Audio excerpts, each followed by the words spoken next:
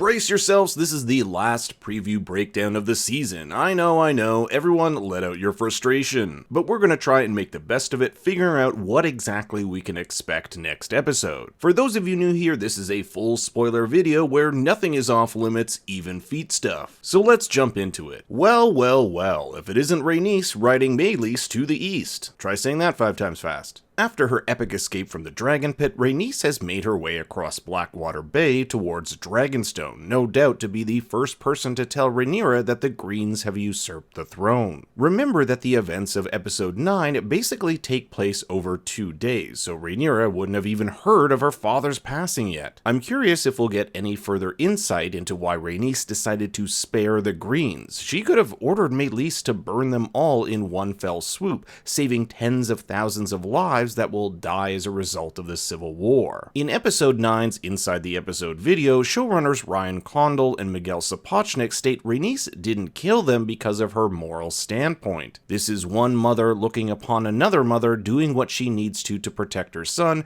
and Rhaenys just doesn't have it in her. You can let me know in the comments whether you agree with her decision or not. At Dragonstone, Rhaenys warns Rhaenyra that the Greens are coming for her. Also, I just want to say I love her badass armor. Rhaenyra wears a black dress, fitting since the episode is called The Black Queen. By her side is husband Daemon Targaryen holding onto his blade, Dark Sister. House Targaryen has 2 ancestral blades, Dark Sister and Blackfyre, so it's a great juxtaposition to see one in the hands of Daemon and the other in Aegon's. Rather subtle is Rhaenyra holding her stomach as she hears the news. Not only does she have to deal with the prospect of bloodshed, but she's also pregnant with her and Daemon's 3rd child. I wonder if Rhaenys will tell Rhaenyra about this infighting between Alicent and Otto. We know that Otto wants Rhaenyra killed, while Alicent at least wants to offer her terms of peace. On Dragonstone, it looks like Daemon and Rhaenyra have a serious discussion about whether or not to bend the knee. In the book, Rhaenyra is offered full control of Dragonstone and Driftmark in exchange for swearing fealty to the king. But there's something far more powerful at play here. Not only is Aegon II going to be a terrible king, but Rhaenyra has a sacred duty. She alone knows of Aegon the Conqueror's prophecy, something passed down from ruler to ruler. It is her duty to make sure she is queen so she can protect the realm from this upcoming evil. A shot of Prince Aemond about to take off his eye patch. In the book, it is said he'd often put a sapphire in its socket, so I wonder if we'll be seeing that here. A sapphire is also what's on his emblem in the intro credits. We can match up the background here with that of Storm's End, the seat of House Baratheon we saw in episode 4. In last episode's Green Council meeting, there was a brief talk about arranging a marriage between one of Alicent's boys and the Baratheons. You might recall Borman Baratheon helped Rhaenyra in her quest for a husband. However, he passed away sometime after episode 5, leaving his son Borros in charge. Borros has 4 daughters, and it looks as though Aemond will get his pick of which one to wed. That is, if Borros agrees. Remember that Aemond does not see marriage as this emotional bond, rather a duty. In episode 7, he told Aegon that if he had to wed his own sister, he would do it without question if it strengthened the family. So Aemond is being the good little soldier here and does what he's told. Now a lot of shit goes down here at Storm's End. One of Borros' daughters mocks Aemond, asking him if Luke not only removed his eye but also his balls, and to add to the drama, guess who shows up at the same time? Luke, the guy who cut out his eye. Rhaenyra sent him to Storm's End thinking it would be fairly safe. She's always had a good relationship with the Baratheons. Borros even offers Luke his choice of daughter to wed, but he's already betrothed to Rhaena. As Luke makes his way back from Storm's End, a terrible storm rages. He gets on his dragon Eryx, but is attacked by Aemond on Vhagar. Normally, Eryx could have outflown the much larger and slower dragon, but the weather impeded him, and thus both Eryx and Lucerys are killed. Luke's body washes ashore 3 days later. Luke's death prompts Daemon to send the assassins Blood and Cheese to kill one of Aegon's sons as revenge. This might be what Helaena prophesied as the beast beneath the boards, as the assassins use the keep's underground passageways to gain access to her chambers and kill her son Jaehaerys. However, the beast beneath the boards could simply be a reference to Meleys literally breaking through the ground at the Dragon Pit. Back at Dragonstone, Rhaenyra has assembled the Black Council, basically her version of the Small Council. In attendance are at least 2 members of the Kingsguard, Sir Steffon Darklyn and Laurent Marbrand. Maester Gerardus is here, and this is the only guy I couldn't figure out. If we're going by the book, he's one of the 5 lesser lords, either Celtigar of Claw Island, Staunton of Rook's Rest, Massey of Stonedance, Bar Emmon of Sharp Point, or Darkland of Duskendale. Not seen as Rhaenyra's biggest ally, Corlys Velaryon, who is likely still gravely injured and recovering at Driftmark, although in the book he is in this meeting.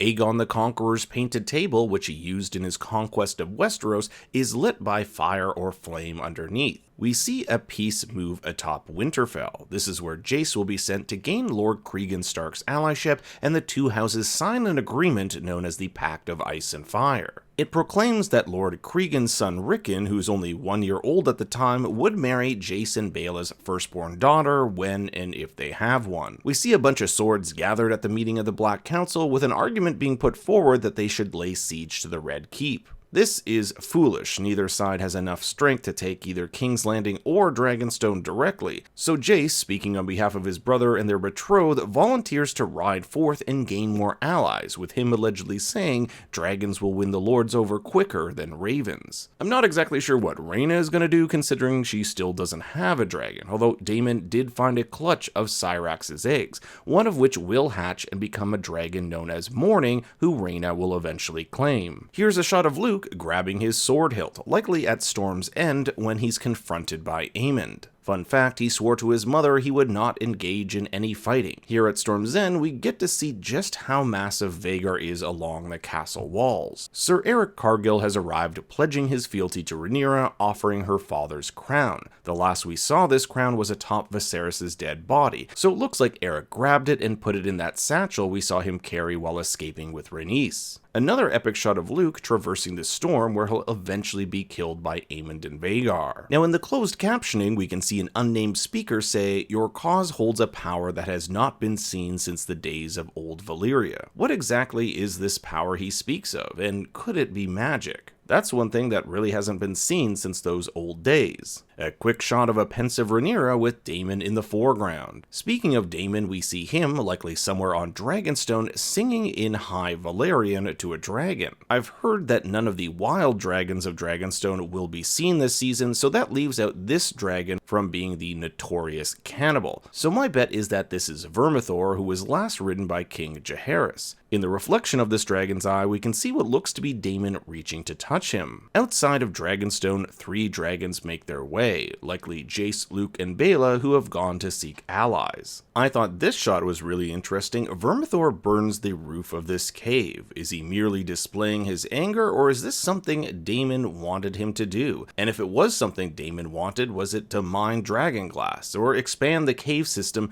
My mind is spinning with questions about why Daemon would be risking his life being so close to a wild dragon. Daemon takes out his sword as Otto arrives with the conditions of peace. Conditions which mean swearing fealty to King Aegon. No wonder Daemon drew his sword. We can also make out Rhaenyra, now with her own crown, reading these terms from a parchment. You'll also see Grand Maester Orwyle off to the side. In the book, it was Orwyle who delivered these terms, and when Rhaenyra questions him why he sided with the usurper, she has his chain of office stripped from his body and given to Maester Gerardus, letting Orwyle and his men leave with their lives.